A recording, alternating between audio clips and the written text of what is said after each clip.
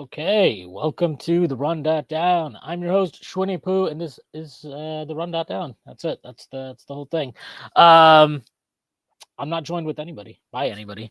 So, solo rundown, just me getting to talk about, well, I don't know, kind of an annoying loss, but also one that's pretty understandable given, the back end of a back-to-back, and then you lose campaign at halftime, basically playing with one point guard. Your depth is already challenged as it is.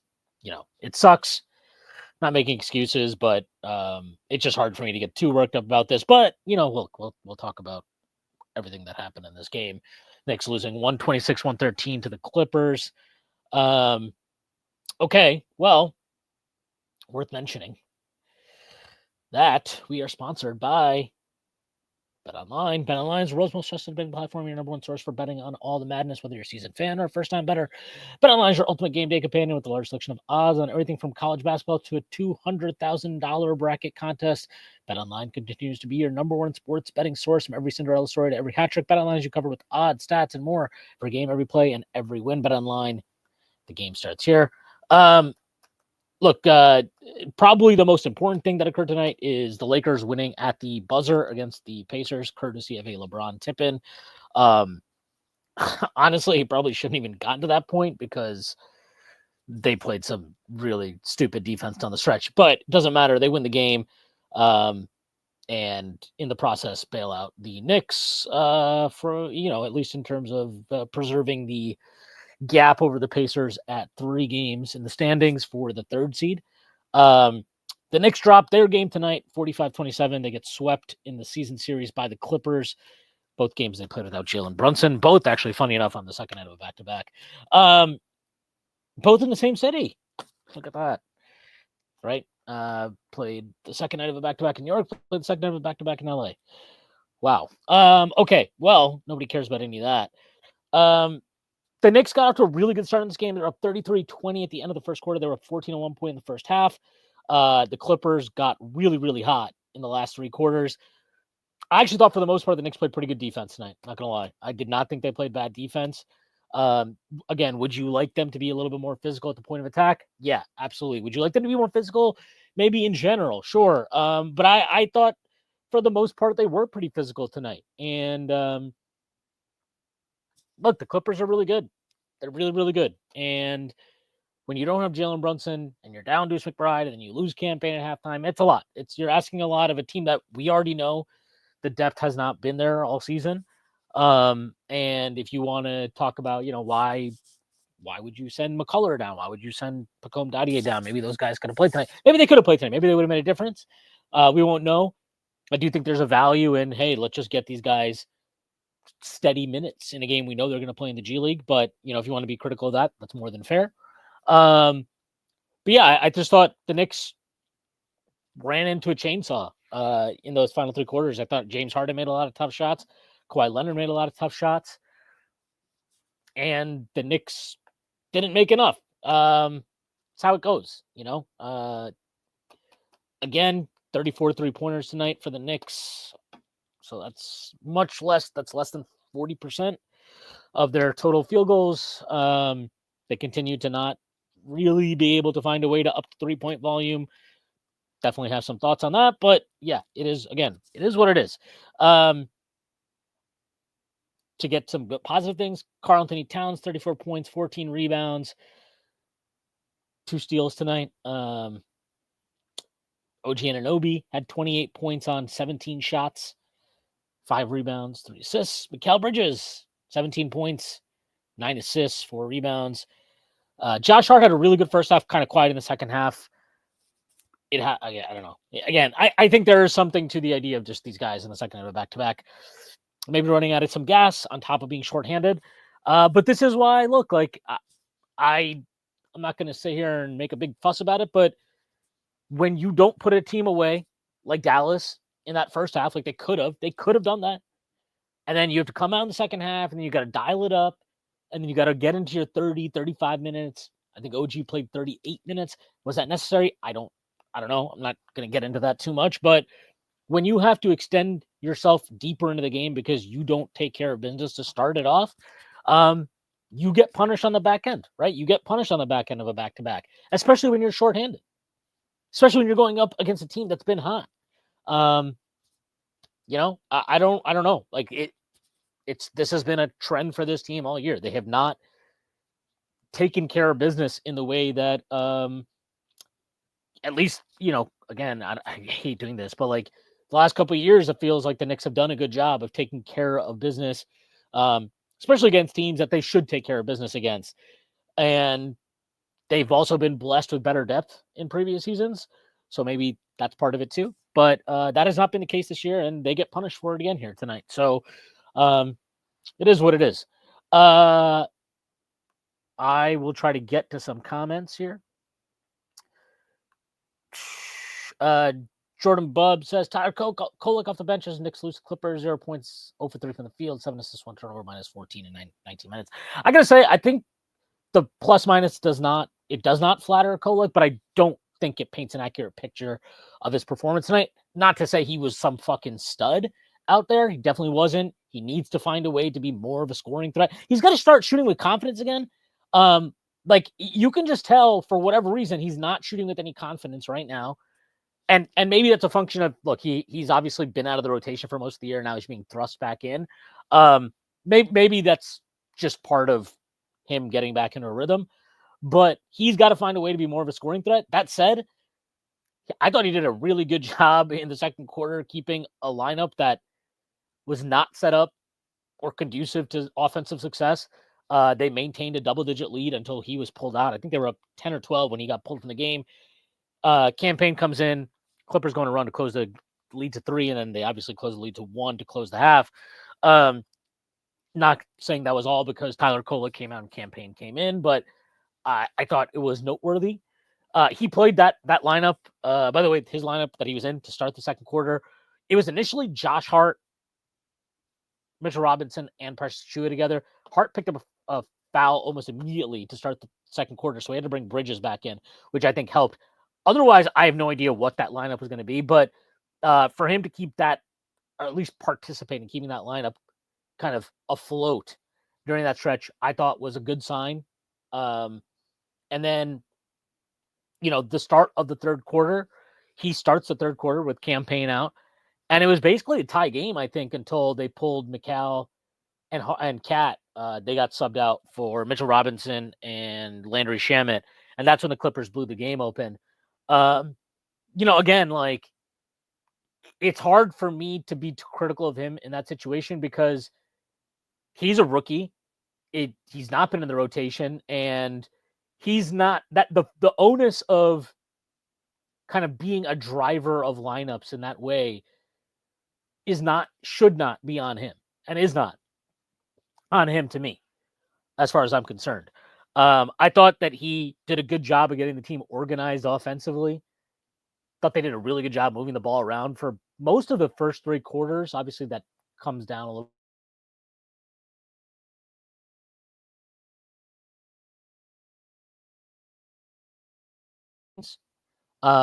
As far as what he was bringing to the table. So decent job by him. Again, I think you see the limitations at times in terms of what he can do.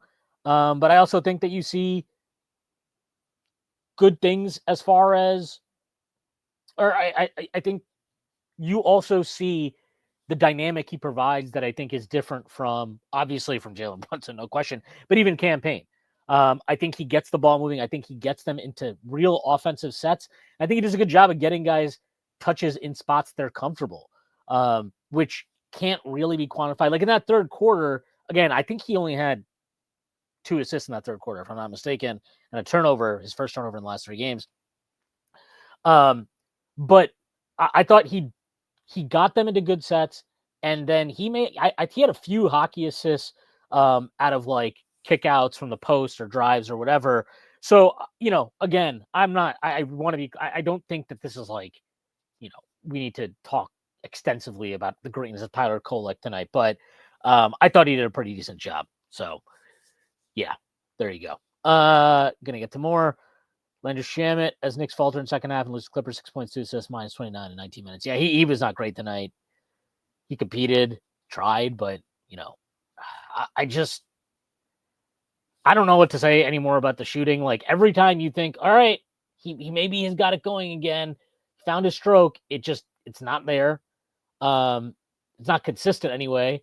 And then he's a smaller guy. So defensively, if you're going to use him at the 3, there are matchups that are going to be tough for him. And guess what? Ones where you're kind of having to switch liberally, right? On Harden and Kawhi and Norman Powell and stuff. Especially the first 2, those are guys that are going to be able to use their size to get to spots they want and take advantage of it. And they did that. So, again, like, you would love to play this game against the Clippers full strength, but that's not what happened. And yeah, I mean, it does again. He did not get put into situations where it's going to be great for him, and he obviously did not deliver much of anything tonight. Kenny Meir says, didn't expect to win this one. Knew it was a bad sign. Only up 1 at halftime, considering how well they played. Yeah, agreed. I thought they played really well in the first half. And they're only up 1. Felt like, that was probably the game right there. Kenny Meir also says, Mitch can still be a positive player, but he can't jump anywhere. Watch early years Mitch, and you would think he's 36 on 26, considering how much he lost athletically. Yeah, I agree. I mean, he definitely does not get vertical like he did when he was younger. I didn't even think he was getting vertical like that, before this recent spate of, like, when he played last year, even to start the year, I did not think that he was. Over the last few years, you've seen the vertical stuff come down. I thought that was a reason why, his field goal percentage at the rim last year was not good. It was pretty bad, actually. And that is probably a sign of declining athleticism. Is he going to get that back? It's hard to imagine. But what I really don't understand about the minutes with him tonight, and again, I want to be clear, I don't think that the Knicks had some path to victory that was just solely if they fixed these things in rotation that would have happened. But I'm very kind of, I don't understand the point of using him. Like, if you're giving him situational type minutes, which is basically what he is right now, right? He's a guy who plays like 15, 20. I think he's played what? It was 20, 24 minutes or whatever he played the other night. That was the most he's played. He's basically getting a situational role right now. This is a game where you need to be really smart in what situations you deploy him in. And using him in lineups where neither Zubac or predominantly in the second half anyway, no Zubac on the floor when he's playing. That's like the only guy that he can really stick. Now, you could also tell me, well, you could use him when Chris Dunn's out there, right? Like the way teams use their center on Josh Hart, you could do that Mitch. Of course, that didn't happen though. So, maybe I'm missing something. I did not totally understand that. Do I think that wins them the game? No, I don't think it wins them the game, but it's small things like that, look, we don't need to know. Everybody here knows what the hell I'm talking about. So, very curious about that. Didn't quite get it. Schmidt, Kolek isn't a minus defender so far. It looks pretty smart on D. I think he's smart on defense. I do think it's fair to say he's a minus defender, though. Like, he's not super quick. He's not super athletic. You can see the Clippers are trying to put him into actions today in the third quarter, especially, and kind of force him into rotations. I thought he actually did a good job of, like, denying the switches, allowing OG or McCall to get back in front of, be it Harden or Kawhi, and then covering back to Dunn, which is where they put him, which was, again, good call by Tibbs there. But, like, teams are going to be able to hunt him for sure. I think you need him. If he makes them work like that, and he's executing to the hardest he can, the best of his ability, that's all you can really ask of him. And look, also, most teams are not going to be the Clippers, right? Like, this is one of the best teams in the NBA. I know maybe the record is not necessarily indicating that, but I think they're better than their record. I was even pretty high on them coming into the season. Not even to this degree, though. To be clear, I did not think they were going to be this good. But thanks to them for already hitting their many overs that I took this year. But yeah, so I thought he was fine. And I think, at least from what I'm seeing from him, you can definitely use this guy, if nothing else, as a regular season player. He's 100% able to play regular season basketball. And if the standard is, well, he couldn't keep up against the Clippers and these weirdo lineups that you put him in, and, like all of the whole circumstance, that's not a big criticism to me. Like, okay, so you got a guy in the second round who has some limitations, and yeah, maybe against the best teams in the NBA, he's not going to be able to totally hang, or you have to cut his minutes drastically, or whatever. I mean, that's not, obviously you're hoping for more, but so far this looks like a player who, against, let's say, the bottom third of the league, the bottom half of the league even, he looks completely serviceable to me. Now, obviously, again, like I mentioned earlier, like he needs to be able to he needs to be able to get shots off, and he needs to figure out where his shots are. And he's got to shoot with confidence. Like, that's the other thing. He's not shooting with confidence. So he's got to get that part of his game going. I'm not talking about him trying to go out there and be a 20-point per game scorer. I mean, he wasn't even a 20-point per game scorer in college. So why would I expect him to do that? But he's got to be able to be more aggressive in terms of purely scoring. Not in terms of, like, I think he has a pretty good read on when to, like, how to organize the offense, but also when he needs to kind of, okay, it's time for me to run a pick and roll. It's time for me to get this guy going, whatever. Like, I think that part of the game is there for him, and that's really, really important, especially kind of for what his role is. But yeah, does he need to figure out how to score? Of course. And yeah, like I get the gist of this comment. I don't totally disagree with it. I do think he's a minus defender, but he's giving you a solid effort, and he plays to scheme, and he executes his job. So I can live with the minus defender that's competing and isn't doing space cadet bullshit that is just creating insane, like, chaos for your entire team defensively. Kenny Muir also says OG has really improved his drives past couple 2 to 3 weeks. He has. I don't know what else. Yeah, he's looked much better finishing at the rim. I think he's been mixing in the Euro step a bit more. Good to see with that. Just stay healthy. And it would be really nice if him and Bridges could get not just consistency from three, but get more threes up at some point. That would be fucking fantastic. I would very much appreciate that. Okay. Daniel Berry Sports Highlight says, "Hey, everyone, happy Wednesday. Happy Wednesday to you." Tom Thibodeau is not yet, I'm assuming this is for somebody's tweet. Tom Thibodeau has not yet spoken with the Knicks' medical staff about campaign's ankle injury. Yeah.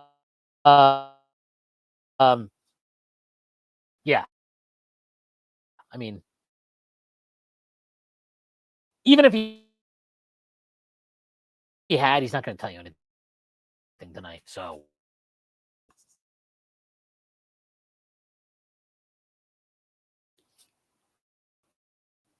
sorry about that. My internet is being very, very annoying.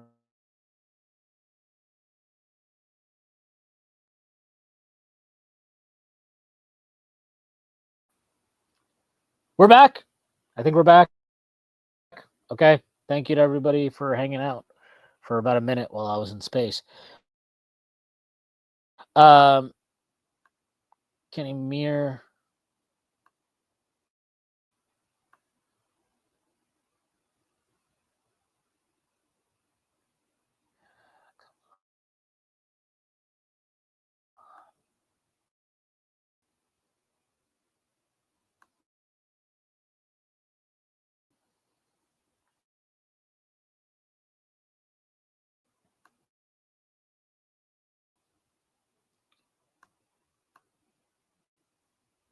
I'm not sure what's going on my screen. I can't pull up the comments or whatever. So everybody just bear with me for a second. We'll try to get it out. That's okay. One sec.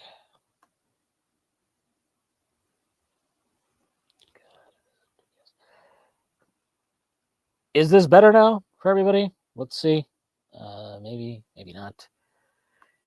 Maybe yes.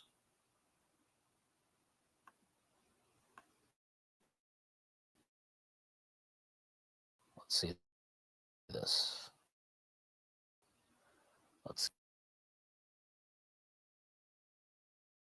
something. All right. Kenny Mears says this game wasn't one to get annoyed about. In my opinion, I thought it was more about what the Clippers did than the Knicks didn't do. But now the Clippers are really good. I agree. Like I don't know what else to say. Like yeah, I understand why. Yes, we need to get a win against one of these teams, but like this was the one where kind of can understand it. Yeah. Ian Begley, this from Ian Begley. When asked about it, Tom Thibodeau did not rule out the possibility of Miles McBride returning Friday at Milwaukee. McBride is officially day-to-day, has missed past 3 games. I would be kind of surprised if he's back on Friday, and that's fine. I'd be surprised. I don't know. Just the way they've talked about it, the injury it is, the fact that he's had these lower body injuries throughout the year feels like you want to be cautious with this, especially pushing to some extent. So go with that. Be cautious. Look, your absolute worst case scenario here is you finish with a 6 seed, which requires 3 teams to pass you, basically not winning a game the rest of the way, and these teams going on absolute heaters across the board. It's not going to happen. The Knicks are very likely to finish in the 3 seed, and at worst, I think you're looking at the 4 seed. Okay. Eshmaster feels like starting Deuce as the primary guard instead of Payne during that early stretch with Brunson out could be another Tibbs mistake. I you don't got to convince me.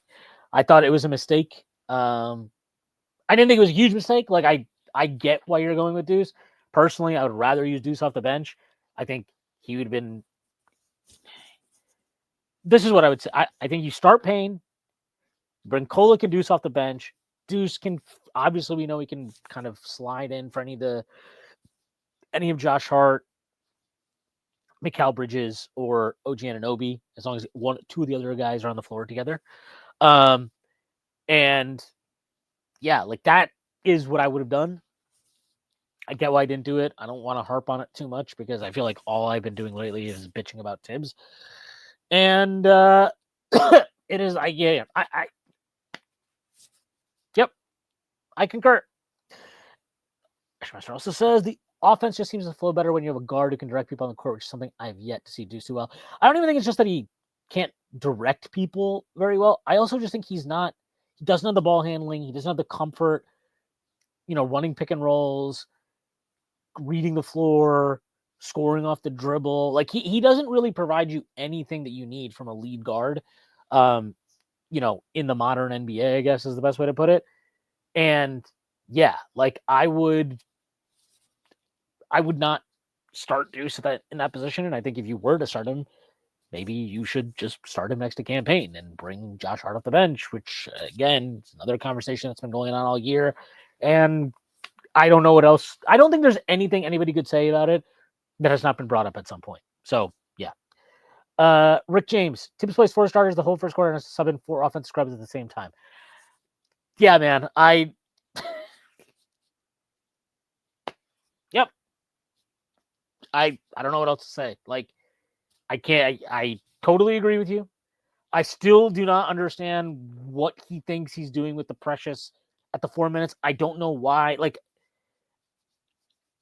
I actually don't know why he needed to do that in the first half, because at that time, Campaign was active. Campaign came back in the first half, right? So just fucking play small, man. Like, I don't know what else. You can play 1 big and 4 wing guard, however you want to phrase it. Like, just try that. For the love of God, just try that. Because the Precious at the 4 stuff is brutal. There's no advantages to it. It hasn't been good defensively. It certainly isn't good offensively. It doesn't provide theoretical spacing. They don't use Precious in a way to, like, I don't know how else to put it, but mitigate his own weaknesses, and then also like the problems he presents as a power forward, especially next to a center like Mitchell Robinson. They don't utilize him in any way to mitigate that stuff. And today he took the most fucking ridiculous mid-range jumper possible. Precious CTE moment of the game. Congrats to him. He managed to have one. I don't get it. I don't get it.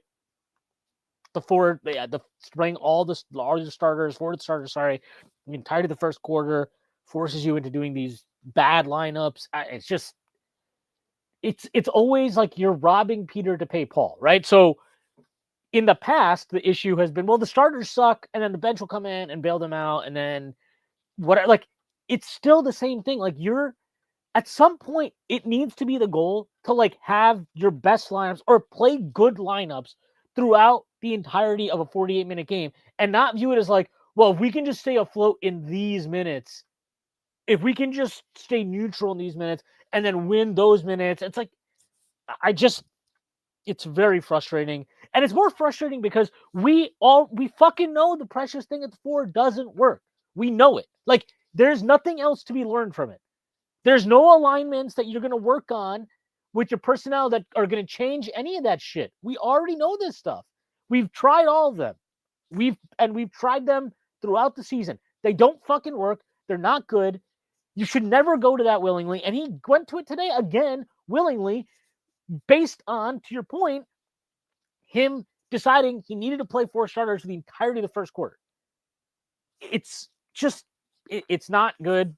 I don't know what else to say about it. I'm very, very frustrated by it, and I get very bored talking about it all the time because I feel like it's all I fucking talked about this year, and that's not fun for anybody.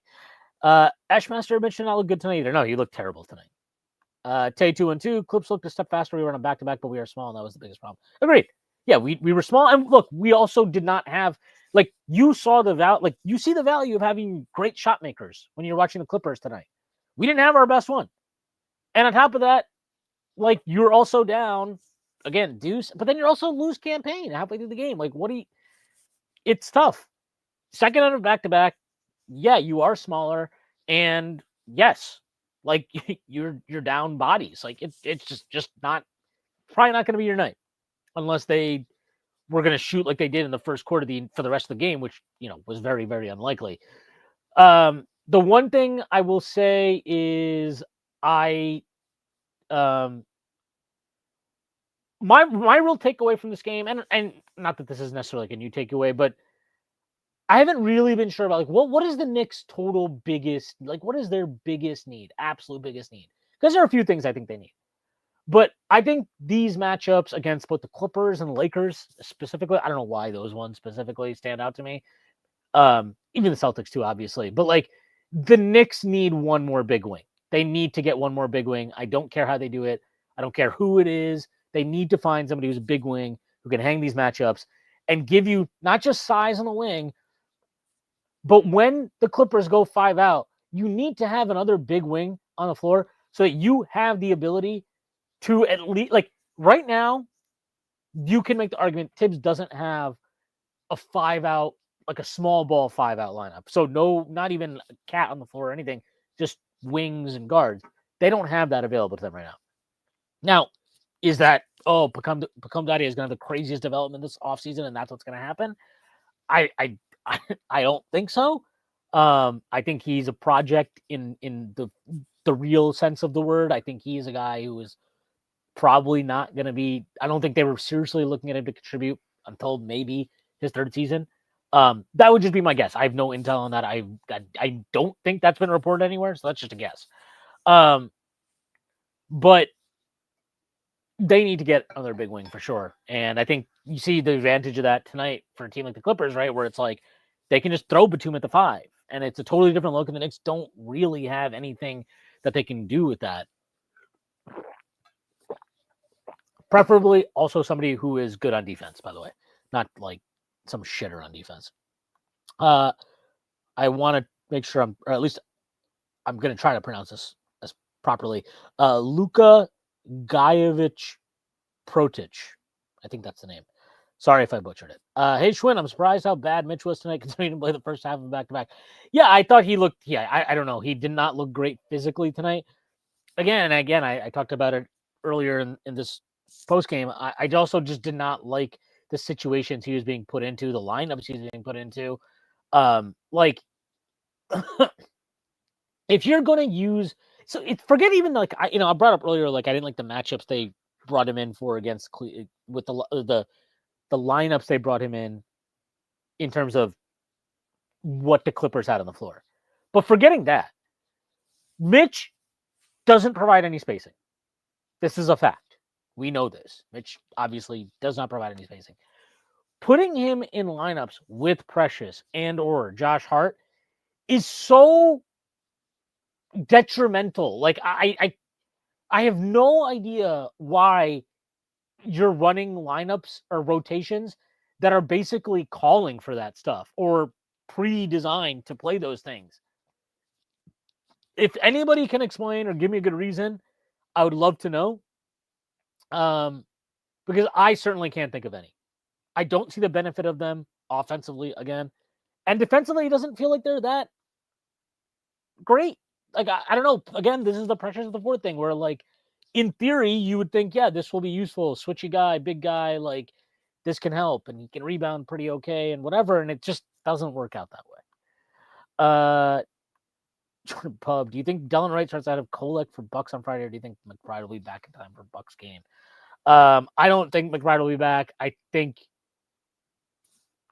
starting Delon Wright would be a massive mistake. I think that would be, to me, if he does that, that is the type of decision that you bank in the back of your head and you're like,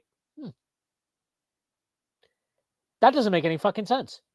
Like, you're replacing an actual point guard with a guy who's not really a point guard. I mean, he's ran point throughout his career, but he's more of a combo guard, but also a guy who can't shoot. Like, is not comfortable shooting, doesn't shoot, has never shot well from the field. And like, again, I just don't, if he did that, that'd be pretty, I think that'd be pretty whack. And I thought it was pretty stupid that he didn't give Kolek minutes at all in the fourth today. I don't know. Again, that's not a big deal. I have no idea what his reasoning was, or, if he, I mean, not that he even needs to provide it. Like, it might just be like, the game was over, I wanted to take a look at Delon Wright or something. Maybe that's all it was. But I would start Kolek on Friday, and I would not think, I don't even think it's a decision. Like, he needs to start, even if Deuce is healthy, I'd probably start him. Genuinely. Like, or at least I'd consider that. I don't know. I think he needs to be able to trust Tyler Kolek a little bit more, especially when we're shorthanded, than he's shown so far. Ashmaster says, I'm honestly still just itching to watch this team in the playoffs. Just want to see what they are made of. I too want to see them in the playoffs. I also am very nervous because I feel really, really not confident in Tom Thibodeau's decision-making this year. And I think his decision-making this year is exacerbated with some of the issues that are present on this year's roster. And he's doing little to mitigate it and kind of doing a lot, I think anyway, to accentuate those weaknesses, which is very problematic. Of the Bucks Pistons, Ashmaster asks again, of the Bucks Pistons Pacers, who would you say Knicks matchup against best full strength? I think the Knicks are at full strength. I mean, look, I would say the Pistons, just because, like, really having a nice season. I don't fully buy some of the stuff they've done in March. And then I also like Cade's really good. He's deservedly made the All-Star team and all the accolades he's going to get for the season, be it All-NBA and maybe Most Improved or whatever. Though I don't think any first overall pick should ever win Most Improved. Like, unless you were playing like a historic bust or something and you become, an all-star, like, you should never win Most Improved as a top 5 pick or something like that. That being said, I think he's the worst best player that any of these teams have. Like, I think Halliburton is better than him. Giannis is better than him, right? Like, they don't have multiple creators. The Bucks thing is weird. I don't know what the Dame Lillard recovery timeline is. I didn't look into it, and the article made it sound like they're like, oh, we're confident he's going to be back at some point this year. I feel less confident about that, given what it's not even an injury, right? It's a blood clot, given what that is, but I'm not a doctor, so I have no fucking clue. tell you 2-2. I think the guy's DeRozan, if he's willing to come off the bench, he just doesn't defend for me. I mean, I do think the creation would be good. And sure, if he's willing to come off the bench, there'd be value to that. But nothing in his career suggests to me that he's happy or willing to come off the bench, even now. Rick James, which again, that handle always cracks me up. Delon Wright's handles look pretty weak. Yeah, he's not a great ball handler. He's a guy. That's why he's bounced around the league as much as he has. Schmidt, maybe Batum wants to play another year and team. I don't know, man. The guy spent like a fucking 90% of a year in Philly and was like immediately left. He's like, oh, you guys got Paul George. I'm out. I'm going back to LA. I think he might just like LA. Might be that simple for him. Rick James, you don't start Delon Wright over your future backup point guard. I agree. I agree. Tell you 2-2. The same reason you start Deuce over Payne is the reason you start Kolek over Wright. It's that simple. Yes. Concur. Zoning permit. Here we go. Get some good comments here. They're made of shit. LOL. Is Cat going to magically become a better defender and become better at defending in 20 days? We're not a good team with a below average coach at game managing. Mitch not going for boards on box out is non-existence. I don't know if this is conditioning issue or he's actually finished from the multiple ankle surgeries. Sad sight. I don't know what to do with the Mitch thing. We'll just see. I think there's been some good signs, and there's also games like this where like, well, it is. If you remember, this is also what 2021-22 looked like. I mean, yes, he was not as diminished physically, I guess you could say, but when he came back that year after a long layoff the season before, it took him basically a full season it took him until 22-23 to start looking like himself consistently again. There were flashes, there were nights where you see it, but not consistently. And that's the case right now. He's not consistent. He's not always got it. Sometimes there's some nights where you can kind of see, oh, okay, I see it. And then other nights where you're like, holy shit, he looks like he can't move. Is that something that's going to get better by next season? I don't know. And then even if it does, is that a situation that you're like, well, we believe in him to bounce back at some point, but then do you also believe in him to stay healthy? Like, it's a tough bet to make. I do think I think Huck Porty is going to play quite a bit next year. And I actually think I'm pretty bullish on him. I like his physical activity, his size, his athleticism, some of the pop we saw. There's offensive skills there that are, I would say, significantly on the surface. Just the fact he has good hands and he has shown some flashes of playmaking and short roll finishing and stuff. That's really encouraging. So there's tools there that Mitch never probably had. I mean, not probably, did not ever have in his bag. Can he tap into that and become a consistent player, a consistent solid plus rotation player for the Knicks and give them, a defensive anchor? That would be really nice. We'll have to see. That's a lot. It's a lot to ask of a guy who's the last pick of the draft, but there's definitely promising signs with him, which I think is good.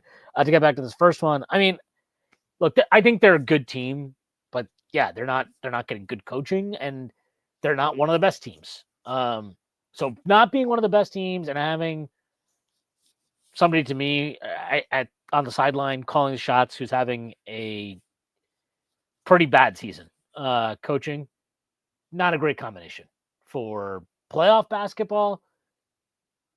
They have the talent advantage on these teams that they would be likely facing, especially Milwaukee and Detroit. I think in totality, the Knicks have better talent than them. The Pacers are a little weird to me. Like, I think the Knicks have better top-end talent. The Pacers have better depth. Can the Pacers leverage that again in a series against the Knicks and come out on top? That would be very frustrating. But I also think that coaching matchup worries me a lot.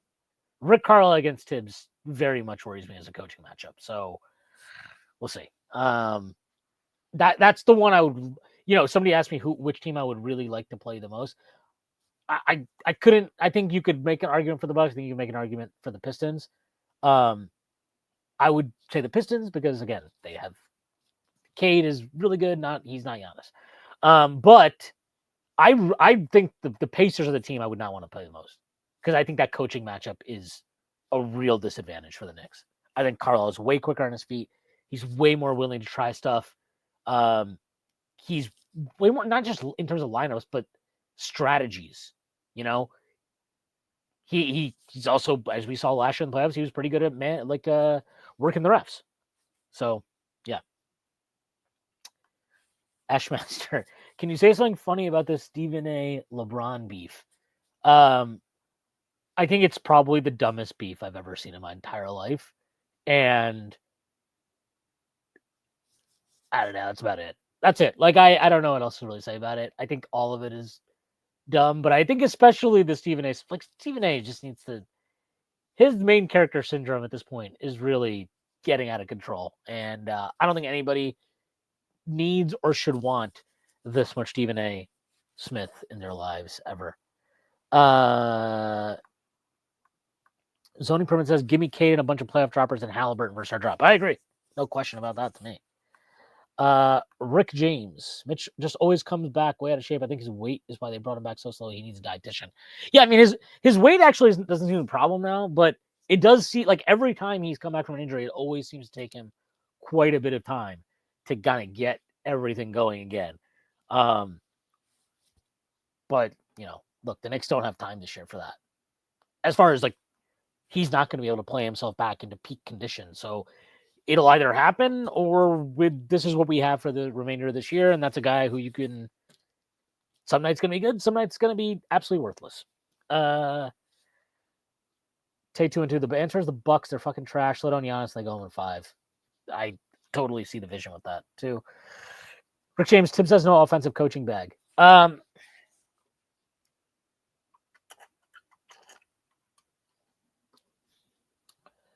Well, I think what I would say with that is I think he has an offensive coaching bag. He's coached, I think now, I want to say this will be his 3rd year in a row coaching a top 10 offense. Coached a top 10 offense with the Wolves. He coached a top 10 offense, I believe, 1 year with the Bulls. But these last 3 years, he's coached top 10 offense. Now, obviously, look, a lot of that has to do with the Knicks have had good offensive talent. But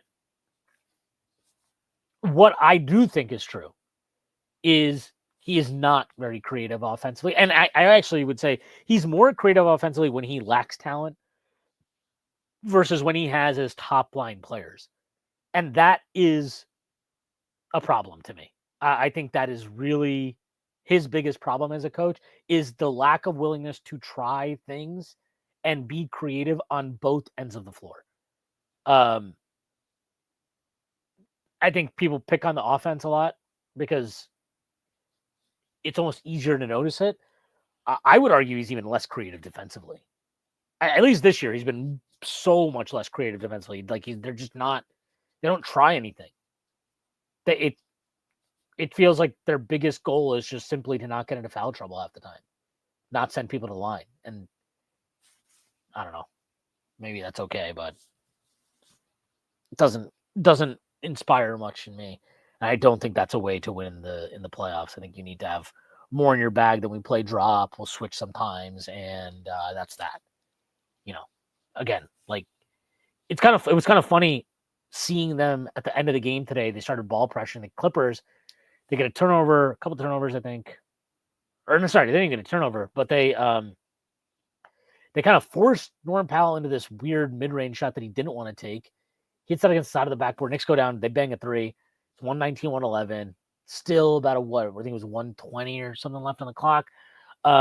They nearly pull off a steal. Delon Wright gets on the floor, doesn't get the loose ball. Norm Powell gets a wide open 3 off it, and that's a ball game. But that was the first time they showed pressure the entire game, and that's the thing that actually always stands out to me with him, and has stood out to me for years with him, is the Knicks look like it feels like they're the worst team in the league at when they have to get into desperation mode of actually putting pressure on the opponent, of actually creating chaos and forcing them into panic mode and generating any turnovers. It feels like they're the worst at that.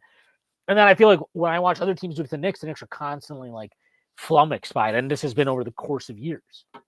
I don't know what that's about, but if it lasts over the course of years, I think it goes beyond simply just personnel. think it probably speaks to a coach that does not really ever coaching that stuff situationally.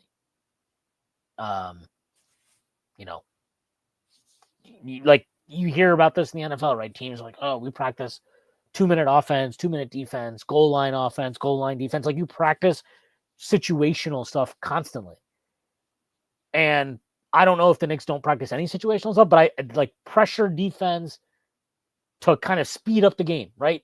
Speed up the clock, create more possessions, create havoc. That never seems to be something that they're very good at, or not even good, but like they don't have any clear idea, it seems to me, of what they're trying to achieve. And I don't know. That one's always stood out to me. Rick James also says, my problem with Tibbs, he has to be forced to try something different. Yeah, we all know that. Zoning permit, whenever a player gets hot, be it Harden, Tatum, Mitchell, or any star, we just never double them. It makes me insane. Harden's not to play one-on-one. They had Batum, Simmons, and Dunn on. That drove me kind of nuts too. It's like look at how teams defend us constantly, right? With Josh Hart on the floor. Just look at that. How do you coach against that constantly, and you never extract the kernel of truth from it of like, oh, I could probably take something from this. Like, I thought they did a good job today, generally speaking, of like not respecting Dunn as a shooter, but they don't leverage. Like, did you feel like, okay, well now because Cam Payne isn't really defending Dunn, they're just blitzing the ball handler or like really like loading up, the strong side of like they're not loading up on the ball. You don't feel that stuff in the way that you feel it. You feel other teams doing that to the Knicks constantly, and that is that is just a problem. It's just a problem. Day 2 and 2, the difference between Hart and Dunn is one shot the ball with confidence. I mean, I think did Dunn make 1-3? I think he made 1-3.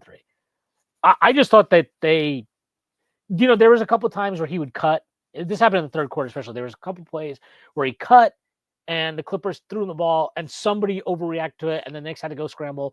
But then they had to scramble, and they scrambled off of good shooters. And it's like, dude, just fucking let Chris Dunn be there. They overreact. This is the stuff that drives me nuts. I understand Karl-Anthony Towns is not a great fucking rim protector, but I will live with Chris Dunn attacking Karl Towns at the rim or taking a mid-range jumper. Like, I don't get that stuff at all. I don't get it. It's just, and at some point, like, you can keep telling, like, I can keep hearing it's, that's on players. That's on the players executing and whatever. But, like, you see that shit all the time this year. And, again, I don't want to make this little tips thing again. Tay 2 and 2. Also, Hart and Cat being outer space defensively. They certainly have their moments.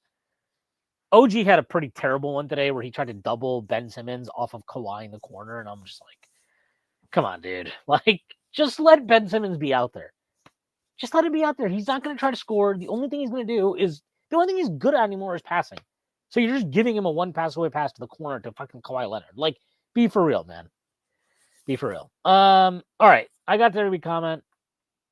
So, feel pretty good about that. Obviously, wish the Knicks won. Not too annoyed by this loss. I kind of understand it. Thank you to everybody that joined me for the postgame. Appreciate the comments. As always, appreciate the support. Me and Stacy are going to record tomorrow morning. So apologies for the very long delay on this podcast. We're going to record tomorrow morning, and then me and Prez are recording tomorrow evening. The pod, me and Stacey's pod, should be out tomorrow morning, and then the pod I recorded Prez should be out Friday morning. So be on the lookout for that. I have nothing else to plug, promote, add. I'm just going to get to this last comment. I feel like Hart's been getting cooked most of the year in defense. I don't think we should start him with Cat and Brunson. Wish we could afford Nickeil Alexander-Walker. That would be nice if we could. Don't think we can. I agree you shouldn't start with Cat and Brunson. I think Deuce should. I don't care about the size thing that much because none of your options are great here. And the Hart lineup has not been fantastic, so whatever. And,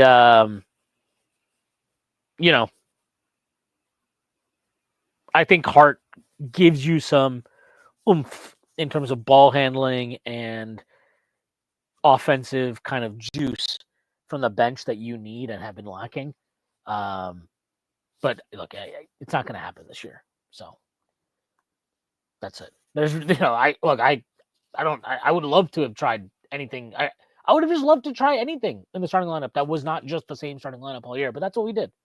So I don't think we need to even bother worrying about any other potential lineups because nothing else is going to happen. So, yeah. All right. Again, thank you to everybody for the comments. Appreciate your support. Appreciate your time. That is the rundown for today. Thank you to our sponsor, Bet Online. I'm not sure I don't think I'll be on Friday, but we'll see. Knicks play the Bucks on Friday. All right. Thanks again to everybody. Hope you enjoy the rest of your evening, and I'll see you when I see you. Peace.